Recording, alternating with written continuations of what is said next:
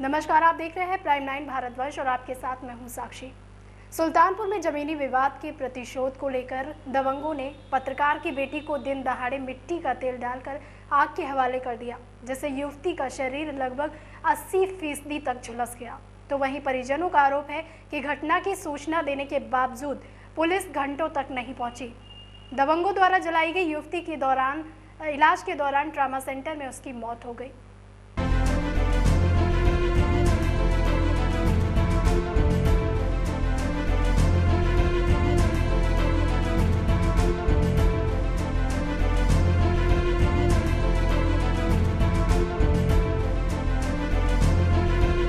सुल्तानपुर के थाना बल्दीराय क्षेत्र के टडसा मजरे एंजर गांव निवासी पत्रकार प्रदीप सिंह ने परसौली में जमीनी विवाद चल रहा था, जिसके चलते दो पक्षों में कुछ महीने पहले खूनी संघर्ष हुआ था, जिसमें दोनों पक्षों से लगभग आधा दर्जन लोग घायल हुए थे, जिसमें दूसरे पक्ष से एक वृद्ध की दौरान मौत हो गई।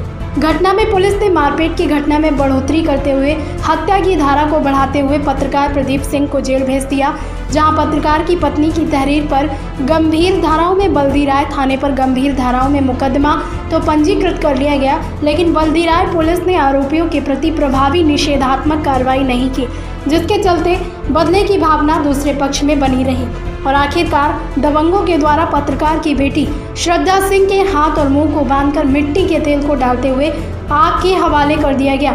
80% झुलसी युवती ने मौत के पूर्व मजिस्ट्रेट को अपना बयान दर्ज करवाया। तो वहीं दूसरी तरफ सोशल मीडिया पर मृतक का बयान वायरल हो रहा है, जिसमें मृतका साफ तौर पर दबंग सुभाष, महेंद्र और जयकरण का नाम ले रही है। जमीनी विवाद को लेकर हुए इस नृशंस हत्याकांड ने बल्दीराय पुलिस को कटघरे में लाकर खड़ा कर दिया। ऐसे में बड़ा सवाल ये भी है कि पत्रकार प्रदीप सिंह की पत्नी की तहरीर पर पहले तो बल्दीराय पुलिस एफआईआर दर्ज करने से कतराती है, लेकिन डीआईजी के आदेश पर घटना के 4 दिन बीतने के बाद एफआईआर दर्ज की जाती है, लेकिन अपराधियों पर कार्रवाई नहीं होने के चलते बेखौफ होकर घूमते नजर आए। क्या हुआ? हम नल पे रहने पानी भरा रहने, पीछे से जयकरण महंत थे, सुभाष, तीनों जने आए। हमारा कपड़ा वहीं फैला रहा, वहीं से मुँह बांधे और पैर बांध के मिट्टी तेल डाले, ओकरे बाद जो है के रहा जयकरण महंत थे, सुभाष परसौली का है, दवाई लगाओ मम्मी जल्दी चढ़त बा। इनके घर कहाँ है? अरे हम प्रदीप सिंह थे, उनके परसौली घर। सर, अभी एक पेशेंट आपके पास आई थी, श्रद्धा सिंह, तो उसकी स्थिति क्या है, कंडीशन क्या है, कितनी % जली हुई है? कंडीशन उसकी पुअर है, मोर देन 80% बर्न है उसमें। 80% जली हुई है।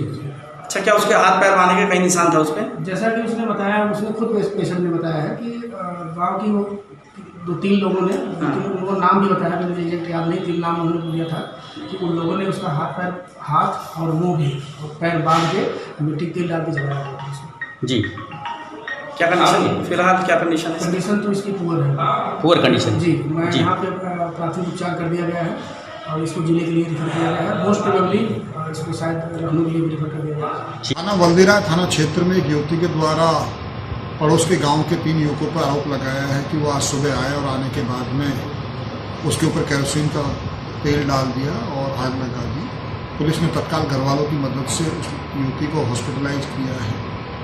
शेष जो प्रक्रिया उसको संपन्न करवा रहे हैं। आपको बता दें कि पूर्व में जून में दोनों पक्षों के बीच में जमीन के विवाद में झगड़ा हुआ था। उसमें जो आरोपी पक्ष है उनके घर से एक हत्या भी हुई थी, तो उस आरोप में युवती के पिता, उसके चाचा, लगभग 11 लोग जेल में हैं।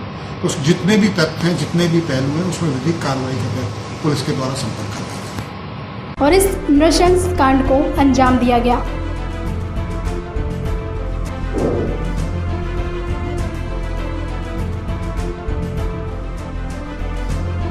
सुल्तानपुर से bureau report, prime 9 Bharatvarsh. Bihar के डीजीपी गुप्तेश्वर पांडे ने स्वैच्छिक सेवानिवृत्ति ले ली है। वो 1987 बैच के भारतीय पुलिस सेवा के अधिकारी रहे। गृह विभाग ने उनकी स्वैच्छिक सेवानिवृत्ति की मंजूरी प्रदान कर दी है। कयास लगाए जा रहे हैं कि अब गुप्तेश्वर पांडे राष्ट्रीय या जनतांत्रिक गठबंधन के प्रत्याशी के तौर पर बिहार विधानसभा का चुनाव लड़ेंगे। हालांकि उन्होंने इस संभावना को खारिज करते हुए कहा है कि निकट भविष्य में इनका ऐसा कोई इरादा नहीं है। इस बीच राज्य सरकार ने फायर सर्विस और होमगार्ड के डीजी संजीव सिंघल को डीजीपी का अतिरिक्त प्रभार दिया है। इस बीच राज्य सरकार ने फायर सर्विस और होमगार्ड के डीजी संजीव सिंघल को डीजीपी का अतिरिक्त प्रभार दिया है। स्वैच्छिक सेवानिवृत्ति के बाद उनके चुनाव लड़ने की कयासों को पिछले दिनों बक्सर में जेडीयू जिलाध्यक्ष के साथ उनकी मुलाकात से बल मिला। चर्चा है कि वो बक्सर या आरा जिले की किसी सीट से विधानसभा चुनाव लड़ेंगे। इसके पूर्व भी वो 2019 में बीआरएस का आवेदन देकर लोकसभा चुनाव लड़ने की कोशिश कर चुके थे। हालांकि उन्होंने स्पष्ट किया है कि वो किसी राजनीतिक दल में नहीं है। आगे भी फिलहाल ऐसा कोई उनका इरादा नहीं है। जहां तक समाज सेवा की बात है, वो राजनीति में गए बिना भी ऐसा कर सकते हैं। गुप्तेश्वर पांडे 31 जनवरी 2019 को बिहार के डीजीपी बने थे। बतौर डीजीपी गुप्तेश्वर पांडे का कार्यकाल 28 फरवरी 2021 तक का था। दुनिया भर में कोरोना वायरस महामारी संकट के बीच वैक्सीन तैयार करने को लेकर जद्दोजहद जारी है। दुनिया के कई देशों के वैज्ञानिक वैक्सीन तैयार करने में जुटे हुए हैं। इस बीच भारत में कोरोना वायरस की वैक्सीन को लेकर नई गाइडलाइन जारी की गई है। देश की ड्रग नियामक संस्था drugs controller general of India ने कोरोना वैक्सीन को लेकर नई गाइडलाइन जारी की है।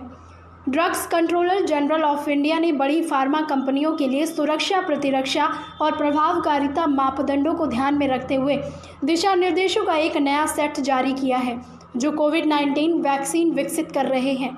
Drugs controller general of India ने अपनी नई गाइडलाइन में कहा है कि किसी भी कोरोना वैक्सीन के पास तीसरे चरण के ह्यूमन ट्रायल में कम से कम 50% प्रभावकारिता होनी चाहिए, यानी उसके परीक्षण में इस वैक्सीन के 50% लोगों में ठीक से काम करना चाहिए, ताकि इसके लिए व्यापक रूप से तैनाती की जा सके और पर्याप्त डाटा वैक्सीन से जुड़े संवर्धित श्वसन रोग के संभावित जोखिम को सूचित कर सके।